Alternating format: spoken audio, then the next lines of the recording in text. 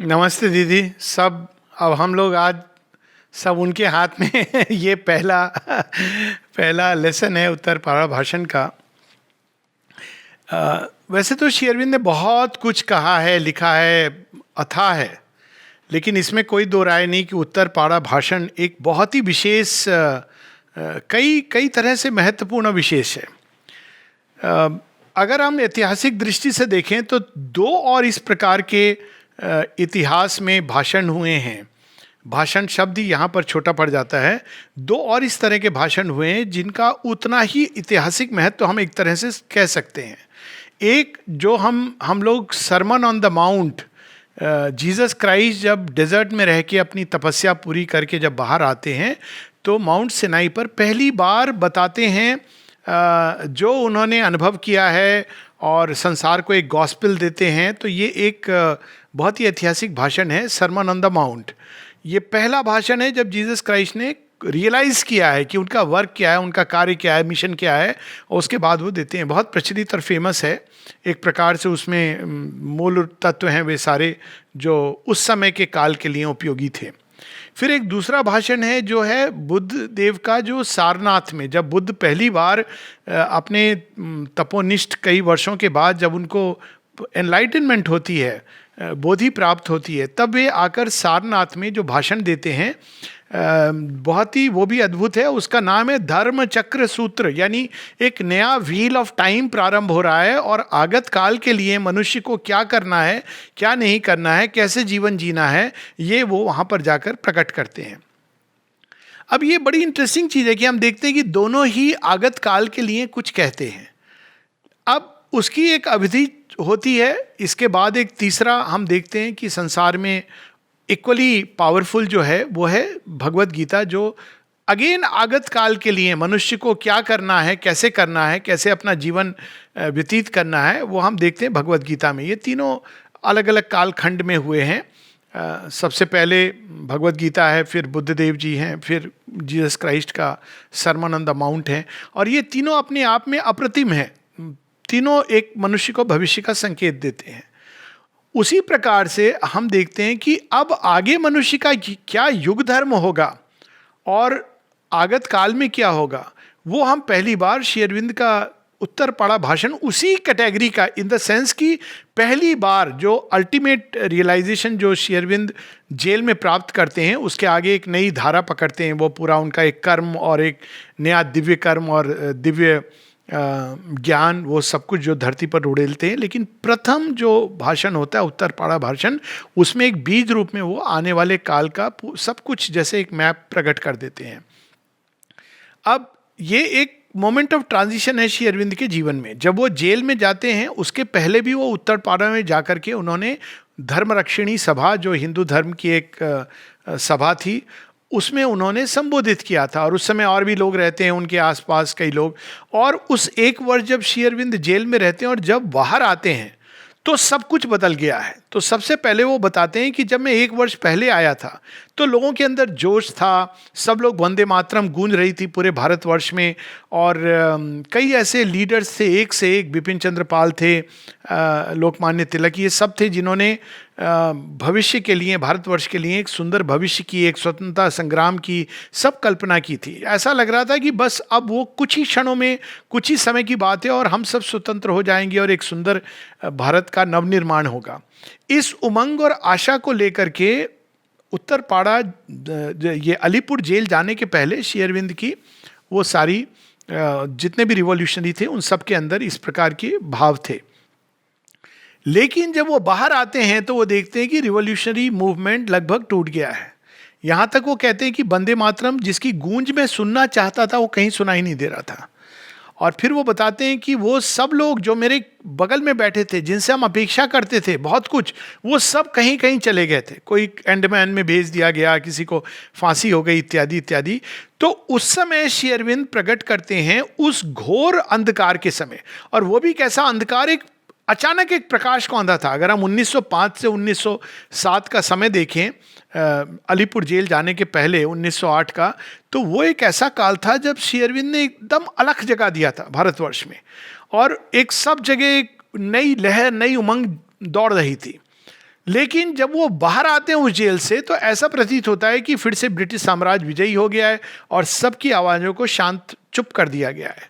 अब कोई साधारण व्यक्ति, अब कहते हैं ना साधारण और असाधारण का अंतर क्या होता है। साधारण व्यक्ति अगर उसके जीवन में उसकी जो परीक्षा होती है वो जब कठिनाई आती है उस समय पहचान होती है साधारण असाधारण की। एक साधारण व्यक्ति कठिनाई में टूट जाता है, हताश हो जाता है, हतोत्साहित हो जाता है, निराश हो जाता है और भविष्य का संकल्प त्याग देता है। वो कहता है ठीक है, जैसा है जीवन, अब जैसी भगवान की मर्जी मैं उस हिसाब से चलूँगा, अब जीवन में कुछ कह नहीं सकते। वो पैक्टाइज करता है फेट से। इवन जब वो कहता है कि जैसी भगवान की मर्जी, वो वास्तव में एक प्रकार का हताश निराश भाव से कह रहा है। लेकिन एक असाधारण व्यक्ति जब महाअंधकार होता है उस समय वो प्रकाश के बीच को चुन रहा होता है या वो आगत प्रकाश को देख रहा होता है। ये चीज हम पहली चीज उत्तरपाड़ा भाषण में देखते हैं कि श्री अरविंद आके बताते हैं, जैसे एक अचानक प्रकाश प्रकट हो जाए एक महाअंधकार के बीच में, तो वहाँ वो आके सबसे पहले यही बताते हैं कि जब मैंने अपने चारों तरफ ये सब देखा, जब मैं आया बाहर निकला जेल से, तो ऐसा एक निराशा का वातावरण, जैसे कि एक मेघ छा गए हों चारों तरफ, वहाँ जहाँ कभी प्रकाश उग रहा था। लेकिन फिर वो प्रथम बार ये बात करते हैं कि ये अंधकार भी ये भगवान का ही दिया हुआ अंधकार है। वही जिन्होंने प्रकाश के रूप में हम सबको जगाया, चूंकि हम तैयार नहीं हैं इसीलिए उन्होंने एक अंधकार को हमारे सामने ले आए हैं ताकि हम तैयार होकर उस प्रकाश को वर्ण करने के लिए पूरी तरह से सजग रहें और सामर्थ्यवान बने। अब इसमें दो बातें यहाँ पर बड़ी स्पष्ट होती हैं। एक बहुत बाद में श्री अरविंद कहते हैं कि इस प्रारंभ में जब कोई काम करते हैं लोग तो बहुत वाइटल एक्साइटमेंट में काम करते हैं। ये काम है भारतवर्ष, स्वतंत्रता संग्राम इत्यादि। इवन श्री अरविंद माता जी की सेंटेनरी, हम लोगों ने ये चीज़ इस चीज़ को एक्चुअली अनुभव किया, लगभग सिमिलर अनुभव है। कब से प्रतीक्षा हो रही थी कि माता जी के आगमन की सेंटेनरी करेंगे, ये सेलिब्रेट करेंगे, वो सेलिब्रेट करेंगे। और अचानक हमने प्रवेश किया एक ऐसे कालखंड में प्रवेश किया जहां हमें केवल एक ही बात कही गई कि सेंटेनरी बाद में तुम करना, पहले अपने अंदर जाके उस जगन माता को तो ढूंढ लो जिनकी तुम सेंटेनरी सेलिब्रेट कर रहे हो। क्या वो मात्र एक पार्थिव देह विद सम ग्रेट पावर जो पांडिचेरी आश्रम में आई और यहाँ कुछ वर्ष रहकर उन्होंने शरीर त्याग दिया? अगर हम पुराने लेखनी को देखें तो माता जी की जीवनी इसी प्रकार की, इवन वेबसाइट्स पे आप देखेंगे, mother was born on 21 February 1878 and mother died on 17 नवंबर 1973। ये हमारी ये अंडरस्टैंडिंग है माँ की। तो यदि ये सत्य है तो ये सेंटेनरी का क्या अर्थ है?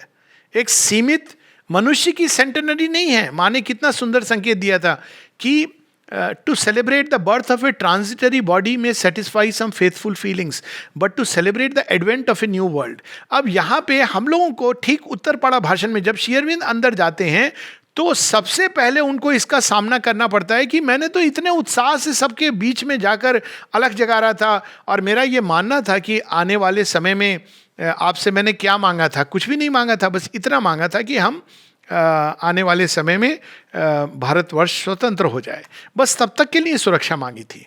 पर ये क्या हुआ मेरे साथ? और उनको जो पहली बात सुनाई देती है वह है कि वेट एंड सी, प्रतीक्षा करो। तो अब यहाँ पे जो पहला सूत्र हम पकड़ते हैं बड़ा सुंदर, कि केवल प्राणिक आवेग में काम करना ही काम नहीं होता, भगवान का प्रतीक्षा करना भी काम होता है। तो जीवन में दो प्रकार के अवसर आते हैं, एक जब हम शक्ति का संवरण करते हैं, दूसरा जब शक्ति का प्रकटन होता है। तो अलीपुर जेल एक ऐसा समय है जब श्री अरविंद शक्ति का संवरण कर रहे हैं आगत काल के लिए। आमतौर पर हम लोगों के जीवन में जब ऐसे अवसर आते हैं, जब हमें कोई काम नहीं है या हमें यहीं पर मैं किसी का बहुत सुंदर अनुभव जानता हूँ, जब उनके पास कोई काम नहीं था, कई ऐसी परिस्थितियाँ हुई खैर, और उस समय उनके अंदर में वो कह रहे थे कि मैं इतने वर्षों यहाँ रहा, क्या है मेरे जीवन में, ये क्यों हुआ मेरे जीवन में ये सब कुछ। और तब उनको अंदर में यही प्रतीत होता है कि ये समय है टू प्रिपेयर योरसेल्फ। तो ये पीरियड्स ऑफ प्रिपरेशन होते हैं जिनको हम गंवा देते हैं, क्योंकि हम जो चला गया पास्ट में हमारे क्या था, अरे इतना सुंदर हो रहा था, हताश हो जाते हैं, हमारे पास अब कोई काम नहीं है, वो सब लोग हमारे जो अपने थे वो छूट गए। वास्तव में वो विशेष मुहूर्त होते हैं जो हमें तैयार करते हैं लीप लेने के लिए। तो ये वेट एंड सी, ये एक ऐसे अवसर होते हैं जो जीवन में आते हैं, और श्री अरविंद के जीवन काल में उनको पहला सबक जो मिलता है वो ये कि प्रतीक्षा करना सीखो। और प्रतीक्षा किस लिए? तैयार करो, सामर्थ्य और जगाओ। क्योंकि जिस शक्ति से तुम अभी काम कर रहे हो, ये बहुत बाद में श्री अरविंद बताते हैं, जिस शक्ति से तुम अभी काम कर रहे हो ये शक्ति बहुत आगे तक नहीं ले जा सकती है। ये मुक्त हो जाएगा शायद Bharat under the pressure of revolution, लेकिन भारत केवल इसलिए नहीं मुक्त हो रहा है कि अन्य देशों की तरह वो मुक्त हो गया। भारत मुक्त हो रहा है एक महत् कार्य के लिए, और तुम्हें उस कार्य को करना है। तो अब अगर हम इसमें देखें तो दो कार्य हैं जो जीवन में साथ साथ चलते हैं। एक बाहरी कार्य, और विशेषकर इसको हम लोग अगर माता जी के कार्य से जोड़ें तो एक बाहरी कार्य है कि एक सेमिनार है, ये चीज़ें हैं, बहुत सारी टॉक्स हैं, बहुत सारे प्रोग्राम्स, एक्टिविटीज़ हैं जो सब लोग करते हैं। लेकिन इस कार्य के पीछे एक आंतरिक कार्य। तो श्री अरविंद पहली बार जब वहाँ से बाहर आते हैं तो ये कहते हैं कि पॉलिटिकल फ्रीडम ये आवश्यक है, लेकिन किस लिए? ताकि हम ट्रू स्वराज को जीत सके। ट्रू स्वराज कौन सा है? हमारे स्पिरिट की मास्टरी, हमारी जो आत्मा है वो मास्टर बने संसार का, संसार की, हमारी प्रकृति की, और उसका साम्राज्य हो। पॉलिटिकल फ्रीडम आवश्यक है ताकि हम उस सत्य को प्राप्त कर सकें, क्योंकि अगर हम पराधीन रहेंगे तो पराधीन सपने हो सुख नहीं। हम उसमें एक पराधीन व्यक्ति, एक गुलाम व्यक्ति किस तरह से वो अपनी खोई हुई गरिमा को प्राप्त कर सकता है? तो ये पहला स्टेप है। अब ये पहली बार उनके सामने प्रकट होता है कि भगवान कहते हैं कि मेरी मंशा केवल ये नहीं है कि भारत को स्वतंत्रता मिल जाए, लेकिन उस स्वतंत्रता का वो क्या करेगा, इसके लिए मैं चाहता हूं कि मेरे यंत्र हों, और तुम्हें मैंने चुना है। अब देखिए यहां पर श्री अरविंद एक और चीज कहते हैं जब बाहर निकलते हैं, कि जब उन्होंने मुझे ये कहा कि तुम्हें मैंने चुना है, तो वो अपनी ओर देखते हैं। ये माता जी की प्रेयर में भी है, और कहते हैं मुझे, मैं तो इतना दुर्बल, मेरे अंदर तो कोई विशेष योग्यता नहीं है।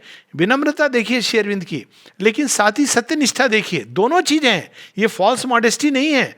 वो जब देखते हैं अपने आसपास के लोगों को जो जेल में हैं, वे लोग जिनको लोग कहते हैं क्षुद्र लोग, छोटे लोग, ये क्या हैं, तो श्री अरविंद कहते हैं कि मैं अपनी मेधा शक्ति पर बड़ा अभिमान करता था कि अरे आफ्टर ऑल कैम्ब्रिज और इतनी ज़्यादा भाषाविद और अनेकों अनेकों, कहते जब मैंने उनको देखा तो मुझे ये ज्ञान हुआ कि मैं कुछ भी नहीं हूँ इनके सामने। और जब उनको वो देखते हैं कि इन लोगों में इतनी शक्ति, इतनी ऊर्जा, इतनी त्याग तपस्या, इतना आत्म बलिदान, तो वो सब उन्होंने कहानी में तो विस्तार से बताया। तो वो कहते हैं कि इनको देखकर मुझे लगा कि प्रभु मैं तो दुर्बल हूँ, इनके सामने कुछ भी नहीं हूँ, मैं तो वही जीवन के, जो साधारण जीवन के अनेकों अनेकों पाश हैं, उनसे बंधा हूँ।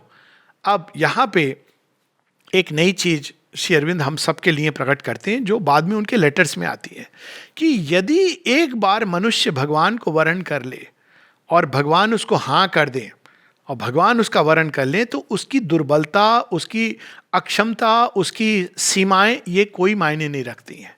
उसको केवल श्रद्धा के साथ, समर्पण के साथ उस पथ पे बढ़ते जाना है, और भगवान कालांतर में वो सब दुर्बलताएं दूर कर देते हैं। ये श्री अरविंद अपने पत्रों में बताते हैं।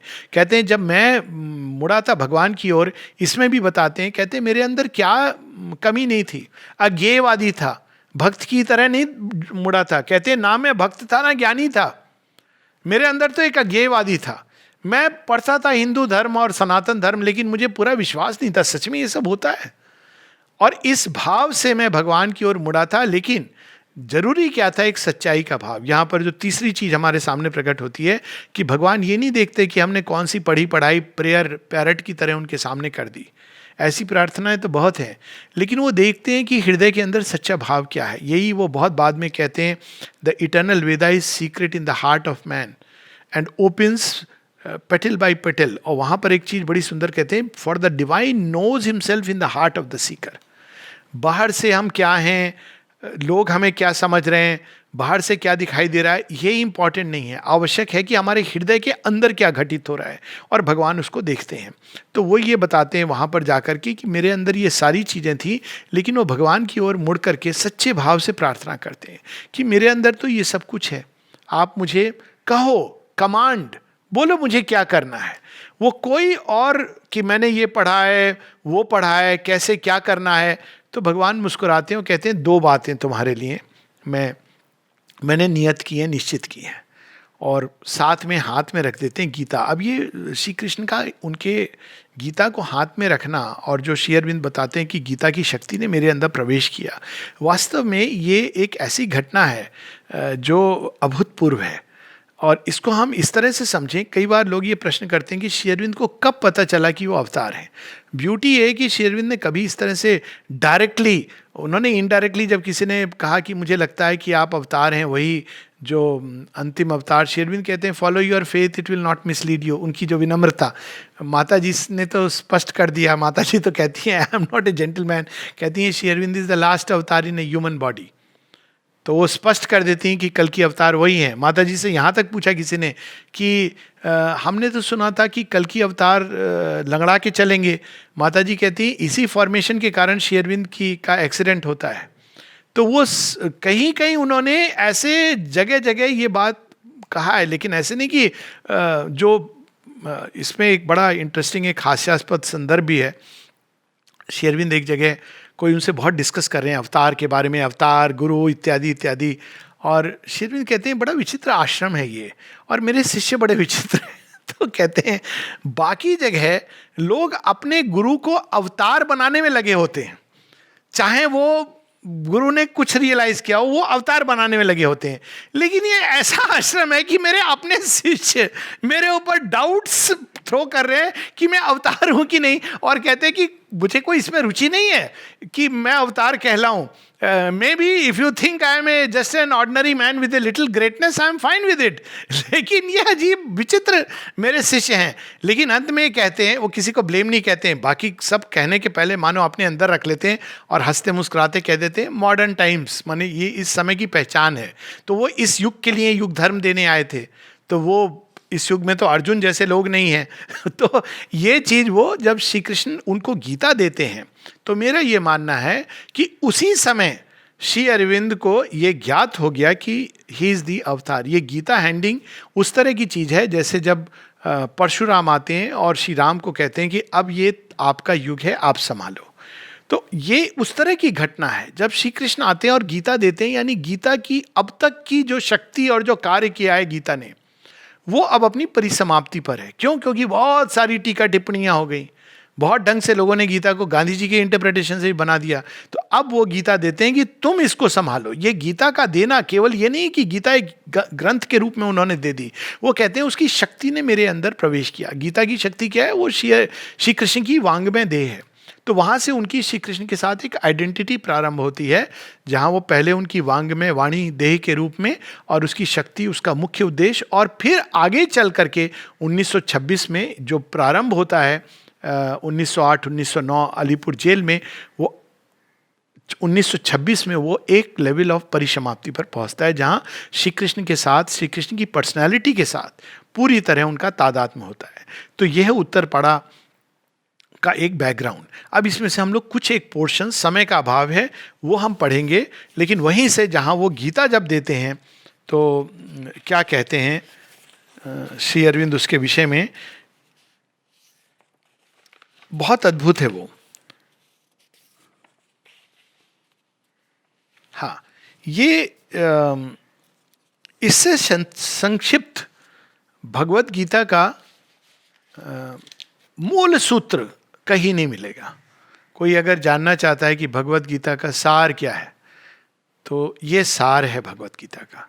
ये मैं सच कह रहा हूं कि इसको जब मैंने प्रारंभ में पढ़ा था, मैंने कहा ये तो मास्टर सूत्र निकल गया, इसी का अभ्यास करो। अब वो क्या सूत्र है ये, इसके बाद भगवान ने मेरे हाथों में गीता रख दी, उनकी शक्ति मुझ में प्रवेश कर गई। देखिए यहां से श्री कृष्ण का ट्रांजिशन होता है श्री अरविंदो में, मतलब अब ये युग समाप्त हो रहा है और एक नया युग आने वाला है। और मैं गीता की साधना करने में समर्थ हुआ।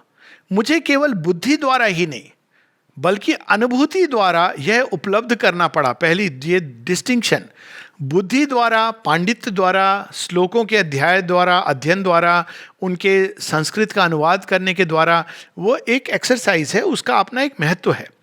लेकिन जो रियल चीज होती है वो अनुभव के द्वारा प्राप्त होती है। तो वो प्रारंभ हो सकती है, अंत नहीं हो सकती।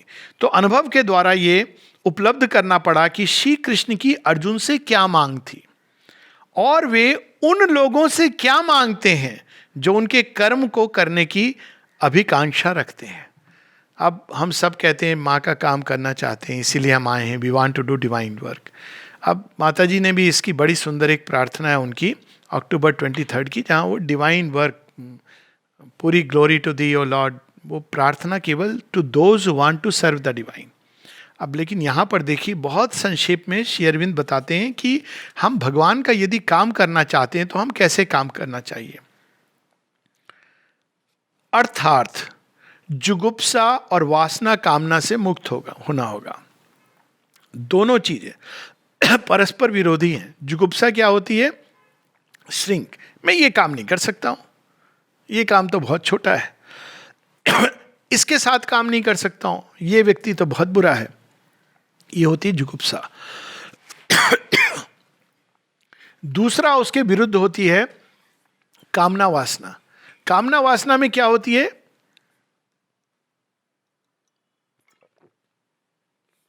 मैं ये काम करूंगा, मेरी ये चाह है, मैं काम तो करूंगा लेकिन मुझे इसका क्या मेहनताना मिलेगा। अब मेहनताना कोई जरूरी नहीं है कि लोग धन को मांगे, धन तो बहुत क्रूड लोग मांगते हैं, जो थोड़े से रिफाइंड भी नहीं, जो थोड़े से सोफिस्टिकेटेड होते हैं, मैं सूक्ष्म भी नहीं बोलूंगा, वो धन नहीं मांगते, वो यश मांगते हैं।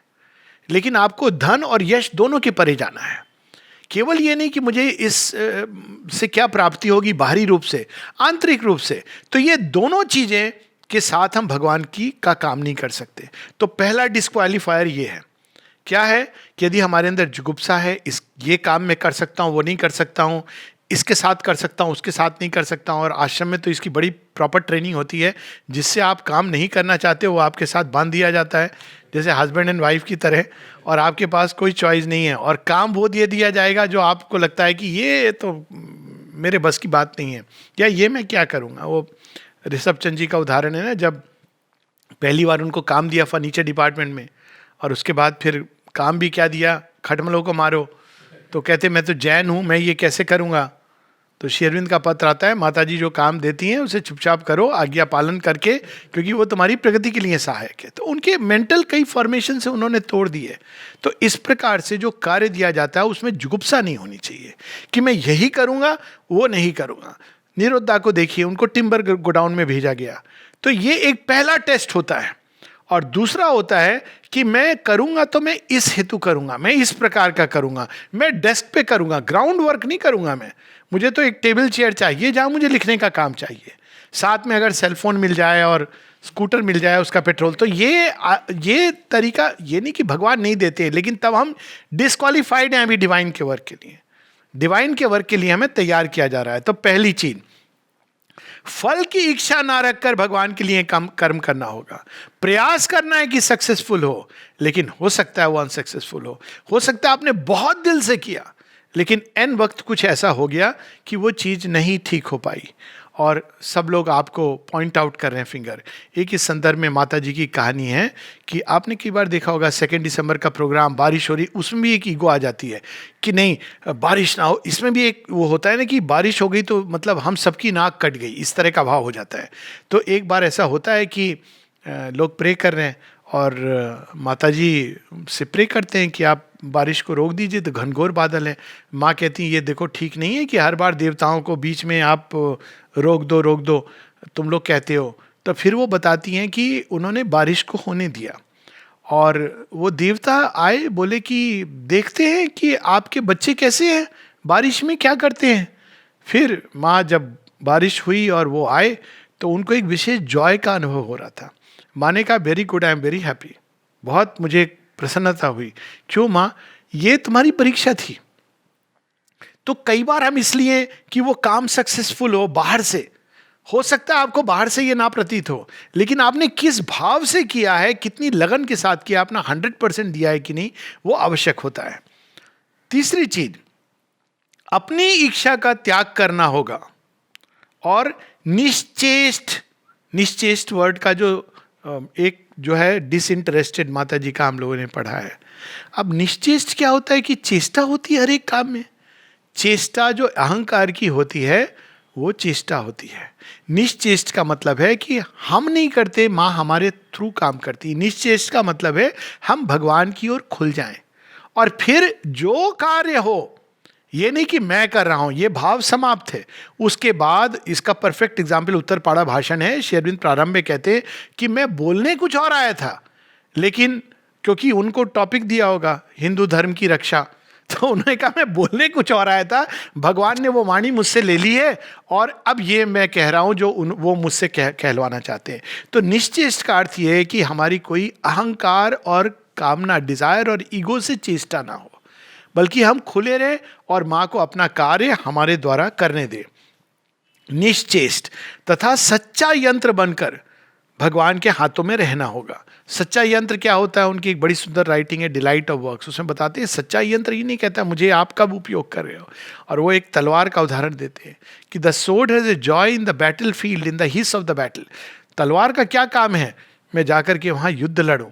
और कहते the sword is a joy when it is kept by the master, लेकिन वही मास्टर जो निकाल करके युद्ध लड़ रहे हैं वो कभी कभी उसको अपनी म्यान में डाल देते हैं, उसका भी जॉय है। और तीसरा, जब वो लड़ते लड़ते एक टाइम आता है जब टूट जाती है तो वो तोड़ करके उसको किनारे कर देते हैं। तो श्री अरविंद कहते हैं दैट इक्वल जॉय डिस्कवर।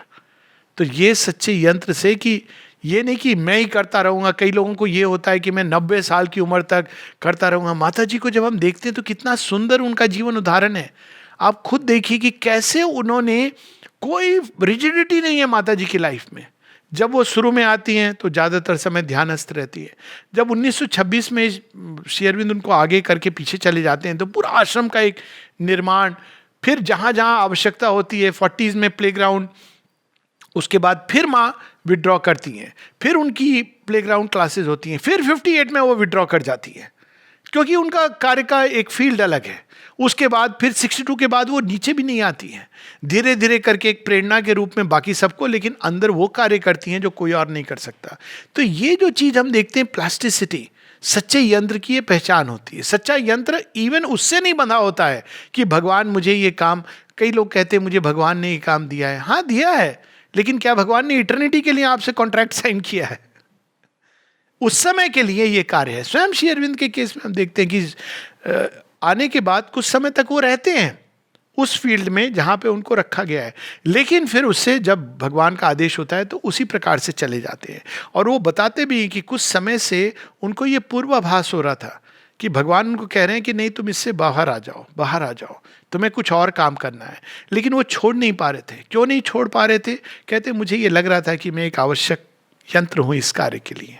ये सारे भाव कि यदि मैं नहीं रहूंगा तो कार्य कोलैप्स हो जाएगा। बड़ी सुंदर इसके बारे में किसी ने बड़ी सुंदर एक बात कही है, अपनी मुट्ठी को पानी में डाल दो, आपको देखना है ना आप कितने इंपॉर्टेंट हो संसार के लिए। मुट्ठी को पानी में डाल दो तो लगता है कि अरे इतना पानी हमने डिस्प्लेस कर दिया, समुद्र में भी लगेगा आपको। समुद्र की शक्ति आपने मुट्ठी डाल करके डिस्प्लेस कर दिया उसके अंदर। निकालो हाथ, देखो कितनी देर तक वहां पर वो छिद्र रहता है जहां आपकी मुट्ठी थी। उतनी इंपॉर्टेंस होती है हमारी।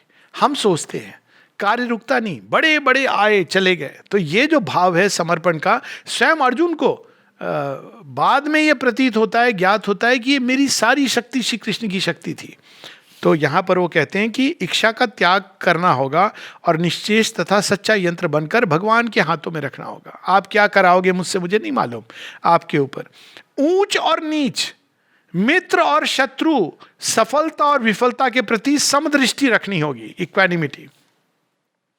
ये काम ऊंचा काम है। ये देखो कितना अच्छा लग रहा है ना, वो लोग बैठ करके वो साइन करते हैं, डिसाइड करते हैं, हमें तो ओबे करना पड़ता है। ये भाव नहीं, ये काम मुझे क्या दिया है, जो भी काम भगवान देते हैं। और इतने सुंदर सुंदर आश्रम के कंटेक्स्ट में समय का अभाव है, नहीं तो कितने उदाहरण हैं जहां माता जी वो एक्चुअल लाइफ एग्जाम्पल से बताती हैं कि इस पथ पे ये ऊंचा नीचा, ये मेरा शत्रु है, ये मेरा मित्र है। ये तो अज्ञान के भाव है। भगवान तो यहां तक श्री अरविंद को दिखाते हैं कि ये शत्रु नहीं है, मेरे ही काम कर रहा है। ये मुझे अपोज करके मेरा कार्य फुलफिल कर रहा है। ये वो देखते हैं जब जेल में वासुदेव का दर्शन होता है, तो वो कहते हैं तुम जिनको शत्रु समझ रहे हो ये भी मेरे ही काम कर रहे हैं, अब तो तुमको विश्वास हो गया। इस प्रकार से सफलता और विफलता के प्रति समदृष्टि रखनी होगी। तो अब इसमें होता है कि अच्छा, तो फिर सफलता विफलता मतलब डजंट मैटर, मैं कैसे भी करूं, नहीं, ये बात नहीं है।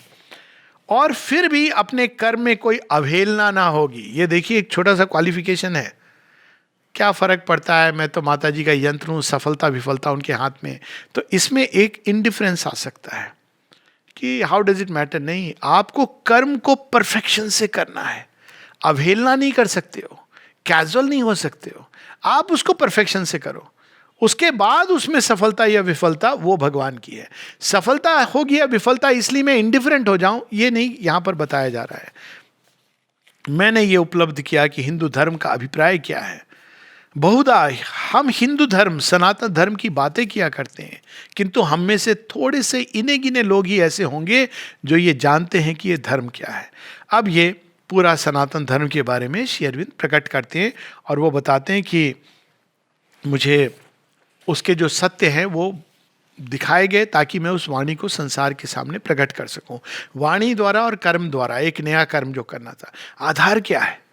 आधार सबसे पहला ये है वासुदेवम सर्वमिति, नॉट मोक्ष की मैं संसार में कार्य नहीं रहना करना चाहता हूँ। वो श्री कृष्ण का पथ नहीं है कि ये संसार तो भाई बहुत दुख भरा क्षेत्र है, इससे अलग हो जाओ।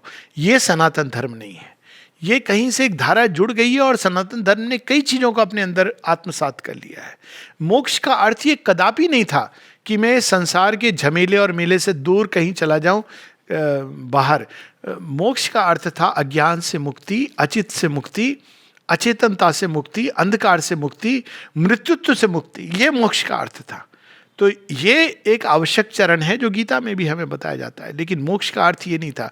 मुक्ति के बाद आप जीवन मुक्त की अवस्था में संसार में कार्य करते हैं। तो यहाँ उसका जो अनुभव है वो बताते हैं कि वासुदेवम सर्वमिति, ये फंडामेंटल रियलाइजेशन है इस योग का, जिसके आधार पर व्यक्ति आगे बढ़ता है। तो सबसे पहले उन सब में भगवान को देखना, यहाँ तक कि वे भी जो ये भी वो बताते, बड़ी सुंदर एक स्टोरी है। उन चोरों, ये बहुत पावरफुल है, मैंने जेल के कैदियों, वहाँ के चोरों, हत्यारों और बदमाशों की ओर देखा, और जो जो मैं उन्हें देखता गया मुझे वे लोग वासुदेव दिखाई दिए। उन मलिन आत्माओं और अपव्यवरत शरीर में मुझे नारायण मिले। यानी ये नहीं कि वो नारायण है, ये नहीं कह रहे हैं श्री अरविंद की उनको जाके गले लगा लो, लेकिन आप जब उनके साथ आपको वो भी व्यवहार करना है, श्री कृष्ण ने अर्जुन को कहा युद्ध करो, लेकिन आप घृणा से नहीं, घृणास्पद नहीं, उनमें भी वासुदेव है। लेकिन ये और बात है कि वो बाहर में प्रकट नहीं है।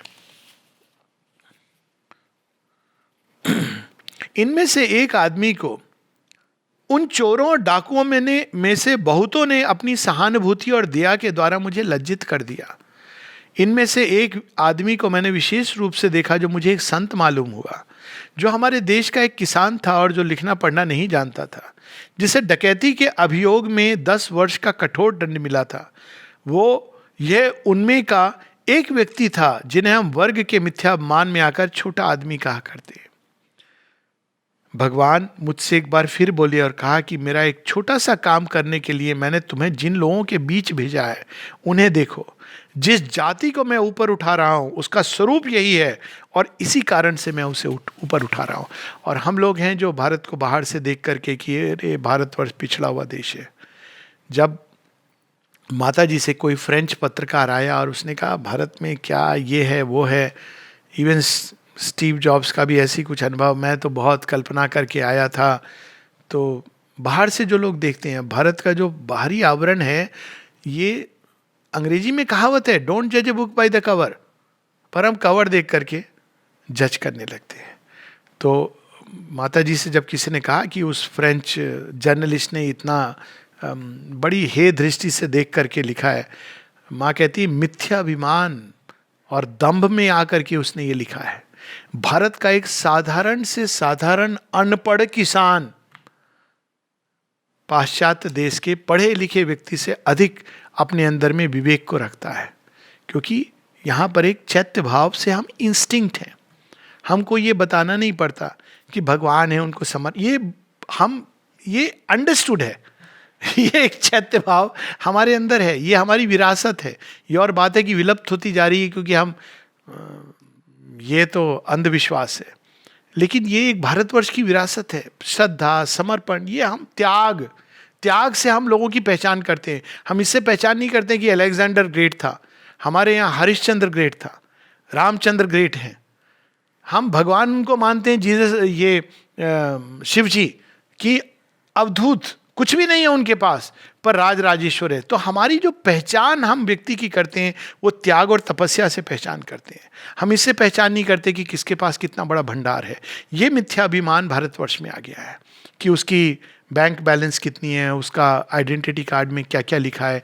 लेकिन भारतवर्ष की अगर हम सभ्यता को देखें तो किनको हम लोगों ने पूजा किया है? उन लोगों को पूजन किया है जिनके जो अंदर से सामर्थ्यवान थे और ज्ञानवान थे। तो इस प्रकार से वो सब कुछ दिखाते हैं, वासुदेवम सर्वमिति। और फिर वो बताते हैं, उन्होंने कहा, क्यों अब भी तुम डरते हो क्या? मैं घट घट में हूं और मनुष्यों के कर्मों और शब्दों का परिचालन करता हूं। मेरा संरक्षण अभी भी तुम्हारे साथ है और तुम्हें डरना नहीं चाहिए, विपरीत से विपरीत परिस्थितियों में भी। और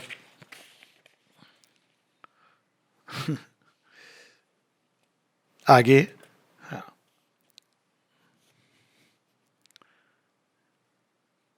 ये एक अद्भुत सत्य, इतना विशाल सत्य यहाँ पर प्रकट हुआ है कि जिस पर मनुष्य को विश्वास करने के लिए बहुत करेज चाहिए।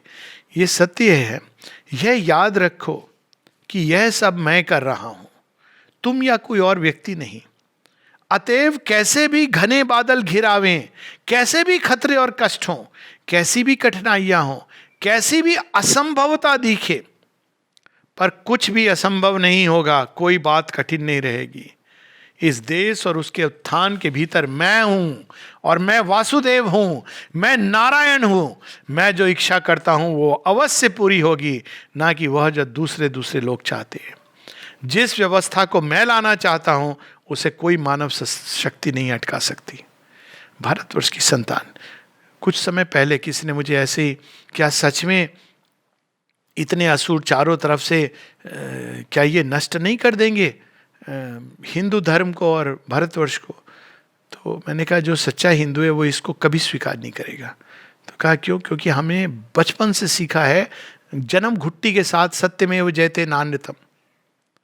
Ravan, Kansa, Hitler, recent example Alexander आगे चला गया, क्या लेसन दे के गया? ये नहीं कि किसने भूमि उसने कॉन्कर की थी, वो तो किसी और की हो गई कि भाई हम खाली हाथ आए थे, खाली हाथ चले जाएंगे।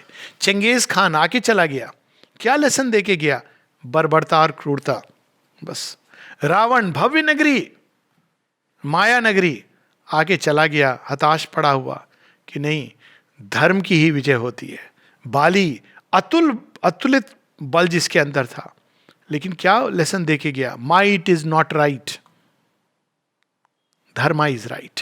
भारत भूमि धर्म की भूमि है। तो यहाँ पे वो कहते हैं कि मेरी इच्छा अल्टीमेटली पूरी होती है। अब देखिए कितना ये रियश्योरिंग चीज है हम सब के लिए। फिर वो बताते हैं कि मैंने जब अपने अंदर देखा तो मुझ में तो कुछ भी नहीं था। वो सारे युवकों को देखकर ये होती है एक योगी की दृष्टि कि मुझसे तो ये सब अच्छे हैं, और हम लोग देखो माता जी का काम कर रहे हैं। ये भाव अज्ञान का भाव है, ये भगवान के कर्मी, दिव्य कर्मी का भाव नहीं होता।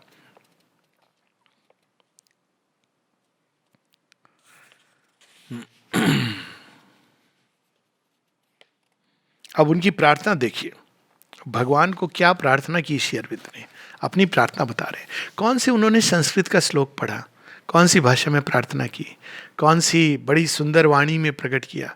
देखिए श्री अरविंद अपनी प्रार्थना बता रहे हैं, क्या प्रार्थना की उन्होंने। खुद कहते हैं, इसलिए मैं जब योग की ओर मुड़ा और योग अभ्यास करने और अपनी धारणा की सत्यता को जानने के लिए संकल्प किया, तो मैंने उसे इस भाव और इस प्रार्थना से प्रारंभ किया। भगवान की प्रथम प्रार्थना, मैंने कहा, हे भगवान, यदि तुम हो तो तुम मेरे अंतःकरण को जानते हो।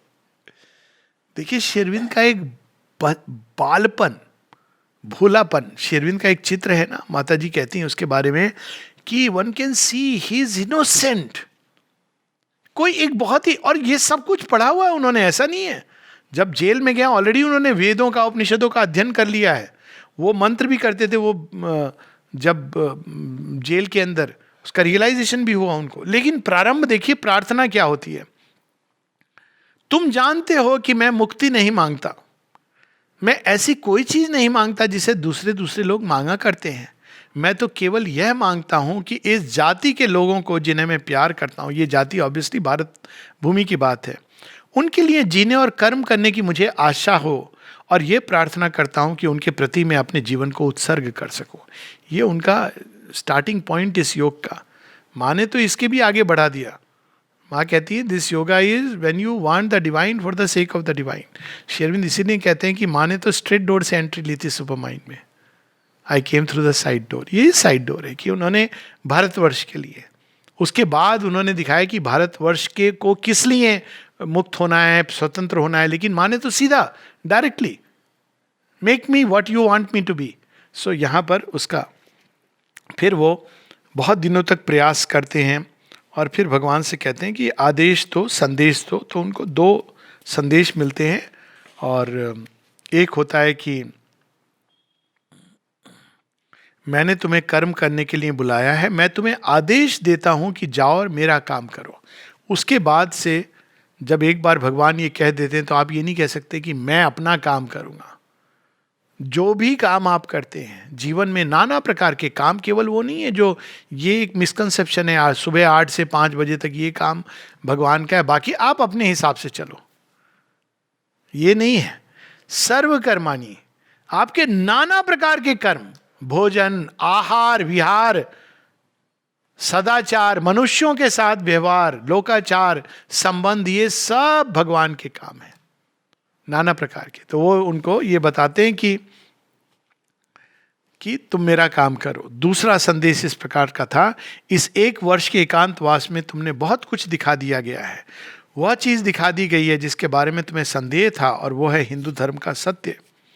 और वो सब दिखाने के बाद जब तुम बाहर निकलो तो सदा अपनी जाति को इस वाणी को सुनाना कि वे सनातन धर्म के लिए ही उठ रहे हैं, वे अपने लिए नहीं प्रत्युत संसार के लिए उठ रहे हैं। तो हम भगवान से जो ये प्रार्थना कि मेरा भला हो, ये तो मतलब बहुत, we are far far behind. सर्वे भवन्तु सुखिना, ये है सनातन धर्म। केवल मैं अपने लिए, मेरे परिवार के लिए, ये तो बहुत दूर है अभी। हम ये तो हर एक रिलीजन में हर व्यक्ति कहता है, लेकिन हम उठते हैं संसार के लिए उठते हैं। भारतवर्ष का कितना भी डेवलप्ड हो जाए, लेकिन अगर वो अन्य राष्ट्रों की तरह डेवलप होगा जहां वो एक शक्तिशाली राष्ट्र है जो दूसरों को क्रश कर ले, तो भारतवर्ष का सत्य विलुप्त हो जाएगा। भारत सदैव उठता है सारे विश्व के लिए, और वो हम देख रहे हैं इस बार भी जो हुआ कोरोना में, उसमें, और जो वैक्सीन सब जगह भेजी गई, ये सब एक टोकन संकेत है कि भारतवर्ष केवल अपने लिए कुछ भी कर्म को नहीं करता। जब ये कहा जाता है कि भारतवर्ष महान होगा, तो उसका अर्थ यह है कि सनातन धर्म महान होगा। मैंने तुमको ये दिखा दिया है कि मैं सर्वत्र हूं, सभी मनुष्यों और सभी वस्तुओं में हूं। इस एक चीज को अगर हम पकड़ लें कि केवल मनुष्यों में नहीं, वस्तुओं में है, ये तो हम लोग भूल ही गए हैं कि वस्तुओं में भी भगवान है। टेबल उठा के ऐसे खींच ली, कहीं पर भी रख दिया। चंपकलाल जी बताते हैं अपने संस्मरणों में कि एक बार उन्होंने टेबल ऐसे खींच करके रख दी थी, माँ ने उनको जोर से डांटा, तब से वो उठा करके, इसमें भी भगवान है। This is also conscious. एक एक चीज के साथ हमारा व्यवहार, वस्तुओं में, ये वर्ड अगर हम याद रखें, वस्तुओं में। मैं इस आंदोलन में हूं, और मैं केवल उन्हीं के अंदर कार्य नहीं करता जो देश के लिए उद्योग कर रहे हैं, बल्कि उनके अंदर भी क्रिया करता हूं जो उनका विरोध करते हैं और उनके मार्ग में रोड़े अटकाते हैं। अब भारतवर्ष में देखिए, भारत में इस समय नेशनलिज्म, राष्ट्रवाद का भाव लाने में सबसे सहायक कौन हुए? वे सारे लोग जो भारत को तोड़ने की बात कर रहे हैं। क्योंकि जब लोगों ने तोड़ो तोड़ो कहा, तो सरल सब लोग आगे एक साथ, तोड़ोगे किसको तोड़ोगे? भारतवर्ष को तोड़ेंगे। अच्छा, तुम तोड़ोगे भारतवर्ष को, सब एक हो गए। उसके पहले सब अपनी अपनी रोजी रोटी में लगे हुए हैं। तो वे लोग भी जिनको हम समझते हैं कि वे शत्रु हैं, अंत में भगवान का ही काम करते हैं।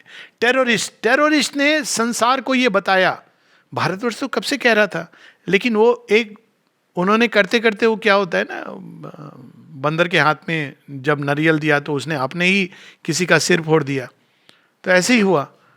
अब देखिए कि क्या उनके दिमाग में आई कि सीधा अमेरिका से जाके, अब सडनली अमेरिका, हाँ टेररिस्ट तो हैं ये उसके पहले फ्रीडम फाइटर, पूरे संसार में अभी टेररिस्ट है, उन्होंने खुद ही तो इस प्रकार से भगवान सबको, और पूरा विश्व एकजुट हो गया, शांति एकता इसकी बात करने लगा।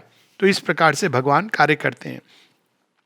मैं प्रत्येक व्यक्ति के अंदर काम करता हूं, और मनुष्य चाहे जो सोचें या करें, पर वे मेरे हेतु की सहायता करने के अतिरिक्त और कुछ भी नहीं कर सकते। वे भी मेरा ही काम कर रहे हैं। वे मेरे शत्रु नहीं बल्कि मेरे यंत्र हैं। देखिए, मनुष्य चाहे कुछ भी सोचे, हम सोचते हैं बहुत ज्यादा, रिस्पॉन्सिबिलिटी ऑफ वर्क, मैं जिम्मेदार हूं। हाँ, अज्ञान में ये जरूरी है सोचना, ये नहीं कह रहे हैं कि तुम जो मर्जी है करो, लेकिन अंत में ये याद रखना चाहिए कि भगवान आपको उसको भी यूज करेंगे आपकी प्रगति के लिए। तो उस सेंस में हम सब के अंदर, और अंत में वो कहते हैं कि आपकी सभा है धर्म रक्षणी सभा, परंतु हिंदू धर्म क्या है, और उसी से हम लोग, ये कोई संकीर्ण धर्म, सांप्रदायिक धर्म, अनुदार धर्म किसी भी मर्यादित काल और किसी मर्यादित हेतु के लिए ही रह सकता है। लेकिन हिंदू धर्म, सनातन धर्म, ये क्यों है? क्योंकि ये विश्वव्यापी धर्म है। इस धर्म में आप कहीं, सनातन धर्म में क्या आपको फेथ रखना है? That there is a greater reality. इस गतिशील जगत के पीछे एक ग्रेटर रियलिटी। अब आप ग्रेटर रियलिटी को ब्रह्मन कह सकते हो, ताओ कह सकते हो, गॉड कह सकते हो, परब्रह्म कह सकते हो, या कह सकते हो नथिंगनेस, या कह सकते हो अज्ञे, doesn't matter, there is a greater reality. यानी देखिए कितना प्रगतिशील धर्म है। और कोई भी कहीं पर आप शिव जी के माध्यम से, विष्णु जी के माध्यम से, या केवल एक सेकुलर माध्यम से कि I want to find truth, आप किसी भी माध्यम से केवल सीकिंग होनी चाहिए आपके अंदर, and you can follow it. जो अपने अंदर साइंस के आविष्कारों और दर्शन शास्त्र की चिंतन धाराओं का समावेश करने, क्यों, विज्ञान भी सत्य की खोज कर रहा है, उसके मीन्स अलग हैं, इंस्ट्रूमेंट अलग हैं, और सीमित हो जाता है, और उनका पूर्वाभास रखने के द्वारा जड़वाद पर विजय लाभ कर सकता है। जब हम देखते हैं कि अब वैज्ञानिक वो डिस्कवर करते हैं कई चीज़ें जो भारतवर्ष में ऋषि मुनियों ने एक अंतर्भाष जाकर के, एक, मैं प्योर फिजिक्स की बात नहीं कर रहा हूँ, उसमें बहुत कुछ लिखा है, ताओ ऑफ फिजिक्स, फ्रिट्जॉफ कैपरा वगैरह ने, मैं तो केवल आयुर्वेद की बात कर रहा हूँ कि इन लोगों ने बिना स्टैटिस्टिकल उस चीज़ के कैसे इतने सारे 5,000 के ऊपर फार्मेकोपिया हैं आयुर्वेद की। उस समय इस तरह की स्टैटिस्टिक्स नहीं थी जो रेलेवेंट है आज तक, अभी भी उस पर शोध हो रही है। कैसे उन्होंने डिस्कवर किया था? तो वो एक अलग तरीका था एक डिस्कवरी का, तो एक विज्ञान को भी उन्होंने जोड़ा था। नहीं तो वेस्टर्न कंटेक्स्ट में विज्ञान और स्पिरिचुअलिटी के बीच में एक युद्ध चलता है, और कह दिया जाता है रिलीजन आपकी प्राइवेट चीज है, धर्म आपकी व्यक्तिगत चीज है, हम उसका सम्मान करते हैं अधिक से अधिक। लेकिन आप वहाँ बाहर में आप, virus is virus and vaccine is vaccine, लेकिन हिंदू धर्म ऐसे नहीं समझता। वो कहता है I want to understand the virus and vaccine from the spiritual standpoint. कोई भी ऐसी चीज नहीं है जो आप उसको भगवान से अलग या अछूता कह सकते हो, सब विषयों में भगवान है। यही एक धर्म है जो प्रत्येक क्षण सभी धर्मों के द्वारा स्वीकृत इस सत्य पर जोर देता है कि भगवान प्रत्येक मनुष्य और प्रत्येक वस्तु में है। सब धर्मों का मूल यही है। डिस्टॉर्शन कहाँ होता है? भगवान सब में हैं, लेकिन वास्तव में वो सब कौन है? ब्रदरहुड की बात करते हैं, लेकिन वो ब्रदरहुड किसका? जो मेरे धर्म को फॉलो करते हैं वो ब्रदरहुड है। Brotherhood of Islam becomes the brotherhood of Muslims, brotherhood of Christ becomes the brotherhood of Christians. तो हम सीमित कर देते हैं, और जैसे हम सीमित करते हैं हम एक सेक्ट बनाने लगते हैं, और इसके प्रति हम सबको सचेत होना है। कई बार हम लोग माता जी को भी the mother of Shri Aurobindo ashram, we should be very careful. वो सर्वव्यापी घट घट में निवास करने वाली हाँ, उन्होंने ये रूप धरा और इसी रूप के द्वार से सुपरमेंटल रियलाइजेशन, लेकिन हमको उनको लिमिट नहीं करना चाहिए, ये हमें सदैव स्मरण रहे। यही एक धर्म ऐसा है जो केवल इस सत्य को समझने और उस पर विश्वास करने में ही हमारा सहायक नहीं होता, बल्कि अपनी सत्ता के अंग अंग में इसका अनुभव करने में भी हमारी मदद करता है। भगवान सर्वत्र हैं, सर्वव्यापी हैं, हमारी आत्मा में ही नहीं, हमारे मन और मन की एक एक गतिविधि में, एक एक विचार में वो प्रकट हो सकते हैं, एक प्रकाश में कण के साथ। हमारे हृदय में वो प्रेम के रूप में, मानव संबंध के रूप में वो उस चिर प्रेम को, इमॉर्टल लव को स्थापित कर सकते हैं, एक व्यक्तिगत संबंध के रूप में। हमारे प्राण में, उसकी ऊर्जा में, उसके संकल्प में वो उस ऊर्जा को एक ल्यूमिनस फोर्स से ड्रिवन कर सकते हैं, ना कि कामना और इच्छा के द्वारा। और हमारी देह की एक एक सेल में वो प्रकट हो सकते हैं, और इस शरीर को जो अभी मर्त है एक अमर्त शरीर बना सकते हैं, एक ल्यूमिनस, एक प्रकाश में अमर्त शरीर बना सकते हैं, क्योंकि वो घट घट में ही, वहीं से सेलुलर योगा का सूत्र है। सेलुलर योग का सूत्र वहां से है कि वो एक एक सेल के अंदर है। माता जी ये बताती है, divine presence in every cell छिपी हुई है। आपकी कोई एक्टिविटी नहीं है जो डिवाइन नहीं बन सकती है। यही एक धर्म है जो संसार को उसका असली रूप दिखा देता है। क्या असली रूप है? और ये कहता है कि ये संसार वासुदेव की लीला है, मेरी लीला, तुम्हारी लीला नहीं, वासुदेव की लीला है। सबई न चावत राम गोसाई, ये सत्य बताता है। और इस लीला में फिर क्या हमें ढूंढना है, हमारी क्या भूमिका है? वो भूमिका वासुदेव ने जो निर्धारित की है। हमारे माता पिता, शिक्षक, हमारे अहंकार, कामनाओं ने, ये तो अज्ञान की चीज है। जिस दिन ज्ञान उठता है तब हम जानना चाहते हैं कि भगवान आपने हमारे लिए क्या निर्दिष्ट किया है। तो उसमें एक फेज आता है जब आपको वो सब छोड़ना पड़ता है जो ट्रेनिंग ग्राउंड है, कि ठीक है मैं वो बताऊंगा, पर पहले तुम ट्रेन करो अपने आप को, जो भी मैं काम दूं वो करो, समभाव से करो। तो वो ट्रेनिंग पीरियड है जहां मैंने तो ये पढ़ा है, ये सीखा है। भगवान वो कहते हैं, अच्छा ठीक है, तूने पढ़ा है, सीखा है, मुझे भी पता है, तू क्या काम कर रहा था, किनारे रख दे, अभी ये कर। और जब आप उसमें करके धीरे धीरे तैयार होते हैं, तब कहते हैं अब ये मैंने तेरे लिए चुना है। माता जी से किसी ने पूछा, शेरविन से पत्राचार में भी है, कहते हैं ऑर्डिनरी कर्म योगा में पहले कर्म हम ये नहीं इसलिए नहीं करते हैं कि भगवान ने मुझे किस कर्म के लिए बनाया है। पहले हम ट्रेन करते हैं कर्म के द्वारा अपने आप को भगवान को सर्वत्र देखने के लिए, अज्ञान से मुक्ति पाने के लिए। जब इस स्टेट को हम प्राप्त कर लेते हैं, तब भगवान ये बताते हैं कि अब ये कर्म मैं तेरे से चाहता हूं। तो वी शुड नॉट मिसअंडरस्टैंड कि सबको भगवान ने ये कर्म दे दिया, वो ट्रेनिंग ग्राउंड का कर्म है। और तब हमें अपनी लीला में भूमिका दिखाते हैं, जो हमें यह दिखा देता है कि उसके सूक्ष्म से सूक्ष्म नियम क्या है।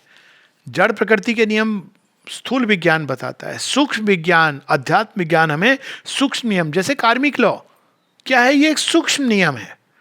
अब उसके विस्तार में मैं नहीं जा रहा हूं, लेकिन बहुत सारे सृष्टि के सूक्ष्म नियम हैं जो ये भारतवर्ष और सनातन धर्म बताता है। इसके महान से महान विधान क्या है। यही एक धर्म ऐसा है जो जीवन की छोटी से छोटी बात को भी धर्म से पृथक नहीं करता। ये नहीं कि ये धर्म है और ये तो विज्ञान है। और जो ये जानता है कि अमृत तत्व क्या वस्तु है, और जिसने हम में से मृत्यु की वास्तविकता को सर्वथा अलग कर दिया है। फाइनल वर्ड क्या है सनातन धर्म का? There is nothing like death. माता जी ने एक बार सेमिनार हुआ था मृत्यु के ऊपर, अंत में माँ का कमेंट आया। माँ ने कहा, in fact there is no death. मृत्यु क्या है? बदलाव है ना। मृत्यु है परिधान बदल, कलना प्रतीक्षा, वधु वस्त्र में चिर प्रेमी का शाश्वत वर्ग का। ये भारतवर्ष हमें बताता है। इसी के साथ हम लोग रुकेंगे। यही एक धर्म ऐसा है जो जीवन की छोटी से छोटी बात को भी धर्म से पृथक नहीं करता, जो ये जानता है कि अमृत तत्व क्या वस्तु है। देखिए दोनों में डिफरेंस, अमृत तत्व क्या वस्तु है, और जिसने हम में से मृत्यु की वास्तविकता को सर्वथा अलग कर दिया। जो मृत्यु से भयभीत होते हैं वो सनातन धर्म का पालन नहीं करते। सनातन धर्म का व्यक्ति जो भी करे मृत्यु से भयभीत नहीं होता, क्योंकि वो जानता है कि मृत्यु केवल एक अपीयरेंस है, सत्य नहीं है। सत्य क्या है? अमृत तत्व सत्य है, सत्य सत्य है, प्रेम सत्य है, आनंद सत्य है, शांति सत्य है, ज्ञान सत्य है, एकत्व सत्य है, मातृ नाम सत्य है, माँ।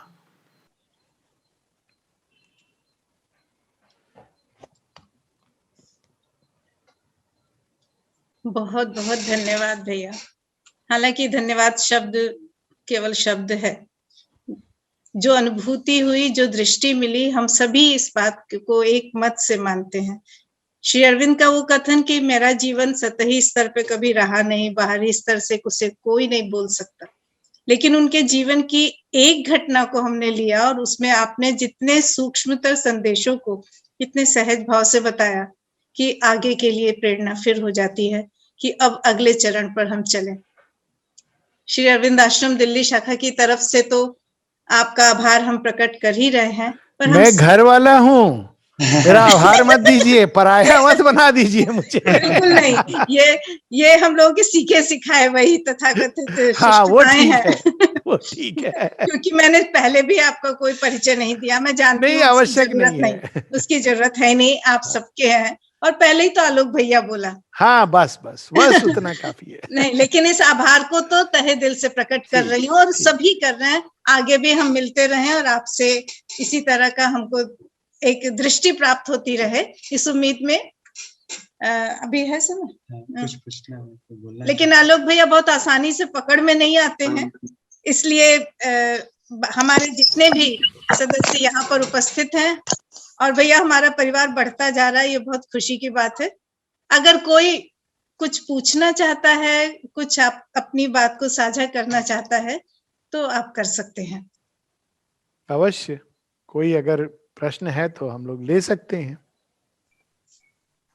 10 मिनट है हमारे पास वैसे।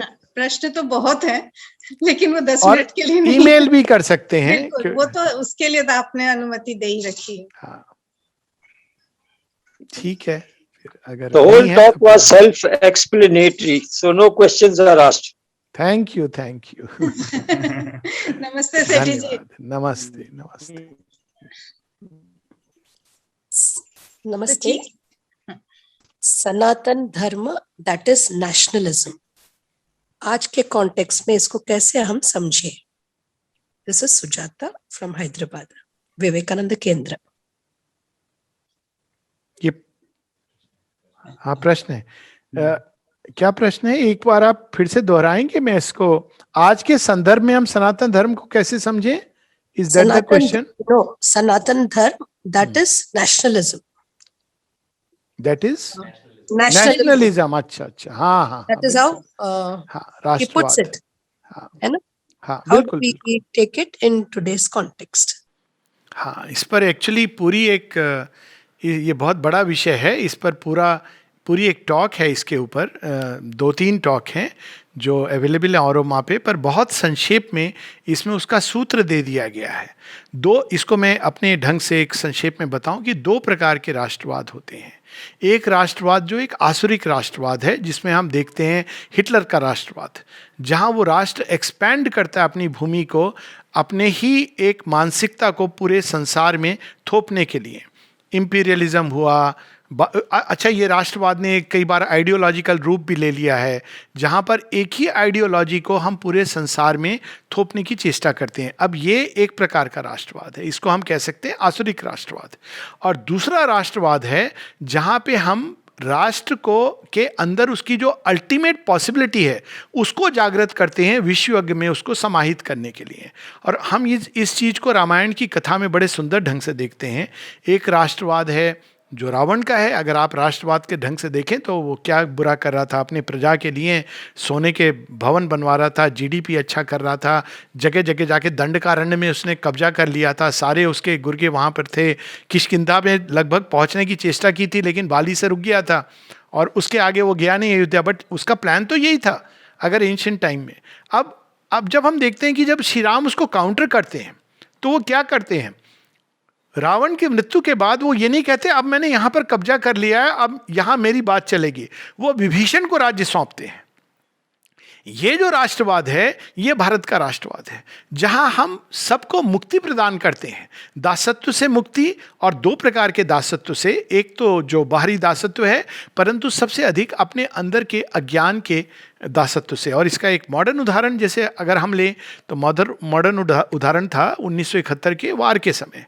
अब उसमें हम सब जानते हैं, बाहर से घटनाक्रम की मैं बात नहीं कर रहा हूँ, लेकिन माताजी पूरी तरह से उस युद्ध में ठीक जैसे श्री कृष्ण महाभारत युद्ध में थे, सीमा 71 के वार में थी, पूरी उनकी शक्ति, उस पूरा एक प्रकरण है, उसके विस्तार में मैं नहीं जा रहा हूँ समय के अभाव से। लेकिन अब देखिए उसका परिणाम क्या होता है। परिणाम ये होता है कि अब एक ईस्ट पाकिस्तान की मूल पहचान क्या थी? मूल पहचान वो बांग्लादेश है, वो एक कंबाइंड था, वो पूरा बंगाल का एक क्षेत्र था और वो फिर से बांग्लादेश के नाम से उभरता है और उसके अंदर फिर से वो भाषा, एक कोई चीज़ जो संचारित होने लगती है जो उसकी अपनी एक अनोखी है। तो ये एक प्रकार का राष्ट्रवाद है। दूसरा ये, अब भारत उस पर कब्जा नहीं करता है, मुक्ति वाहिनी उसके बाद वो विड्रॉ कर लेता है फोर्सेस को। अब दूसरा एक जो चीज़ होने वाली है इसी कंटेक्स्ट में, मॉडर्न कंटेक्स्ट में, खासकर इंडियन नेशनलिज्म में, कि भारतवर्ष को जो खंड किया गया ये फॉल्सहुड है। क्योंकि अगर हम भारतवर्ष के पुराने राष्ट्रवाद की पहचान कहाँ से होती है? भारतवर्ष 1947 से नहीं पहचान है। भारत भूखंड एक जम्बू द्वीप के नाम से और आर्यवर्त के नाम से उसकी पहचान एक बहुत पुराने काल से है। तो वो सारा द्वीप कहाँ तक था, आप अगर आप देखें तो वो अफगानिस्तान का एक हिस्सा है, मॉडर्न पाकिस्तान है और ठीक बांग्लादेश, म्यांमार, यहाँ तक जाती है भारतवर्ष की पहचान। तो ये सब भारत की आत्मा है और इन सबको एक होना है। यही सती माता की कहानी में कि जहाँ जहाँ उनके हिस्से पड़े हैं तो इन टुकड़ों को तो मिलना है। तो ये राष्ट्रवाद एक आध्यात्मिक राष्ट्रवाद है जहाँ हम एक राष्ट्र को केवल मिट्टी नहीं देखते, एक कंट्री के रूप में नहीं देखते, इवन मनुष्यों की कॉम्बिनेशन को नहीं देखते। हम देखते हैं कि राष्ट्रवाद का सत्य राष्ट्र की एक आत्मा है और वो अखंड है और वो एक, जैसे एक आत्मा एक शरीर को धारण करती है वैसे भारत भूमि को, आर्यवर्त को उस भारत की आत्मा ने धारण किया है और कई बार वो बदली है। अगर हम देखें तो वो कालखंड में वो जाती है फिर वापस आती है। तो उसी प्रकार से अब अगेन हम देखते हैं कि भारत जब फिर से वो आत्मा जागृत हो रही है तो वो देख रही है कि मेरे कई भाग खंडित हैं, लेकिन इन सबको जोड़ना, इन सबको साथ लाना, ये भारतवर्ष के राष्ट्रवाद की एक नियति है। और ये नियति कैसे होगी, जो हम लोगों ने पढ़ा, वासुदेवम सर्वमिति। तो कई बार जब हम ये कहते हैं कि भारत एक्सपेंशनिस्ट नहीं है, बिल्कुल नहीं है, लेकिन भारत सत्य के मार्ग से चलता है। अब सत्य के मार्ग में, धर्म के मार्ग में जो चीज़ें अलग हुई हैं उनका साथ आना, लेकिन इस तरह से वो साथ नहीं आएंगी कि हम कब्जा कर लेंगे, लेकिन वे सब चीज़ें साथ आएंगी एक kind of Confederate of Nations, जहाँ ये सारे राष्ट्र, अभी जो जिनको हम राष्ट्र कहते हैं, ये साथ आएंगे और फिर कालांतर में अपने मूल स्वरूप को पहचानेंगे। फॉल्सहुड कहाँ से आया? अगर हम देखें पाकिस्तान को, बांग्लादेश को इत्यादि को, यहाँ एक पूरा इतिहास गायब कर दिया गया।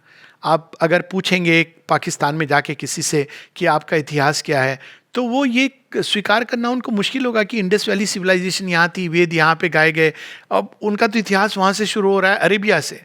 तो ये सब मिथ्यात्व हैं। तो भारतवर्ष कभी भी किसी मिथ्यात्व को सपोर्ट नहीं कर सकता है।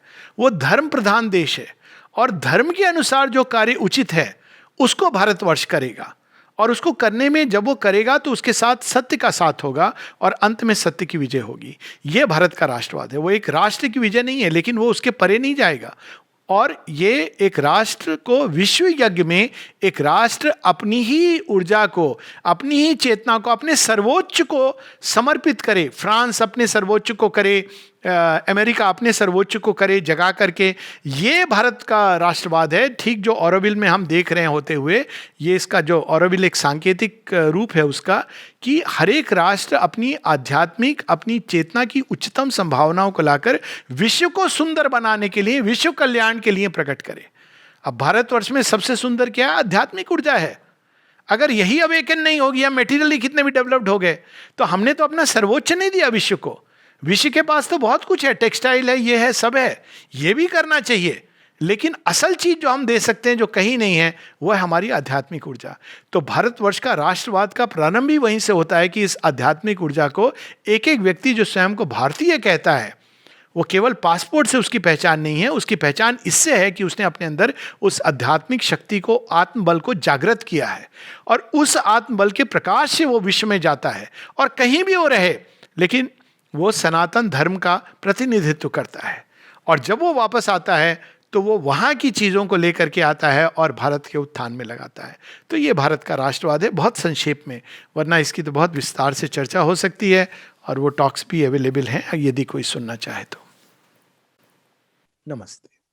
बहुत सुंदर।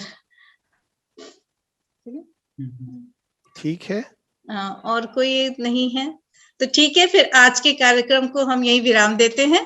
हाँ। और जितनी बातें हमने सुनी, समझने की कोशिश की, उन्हें आत्मसात करने की प्रेरणा के साथ अगले रविवार इसी समय पुनः नई वार्ता के साथ मिलते हैं। तब तक नमस्कार।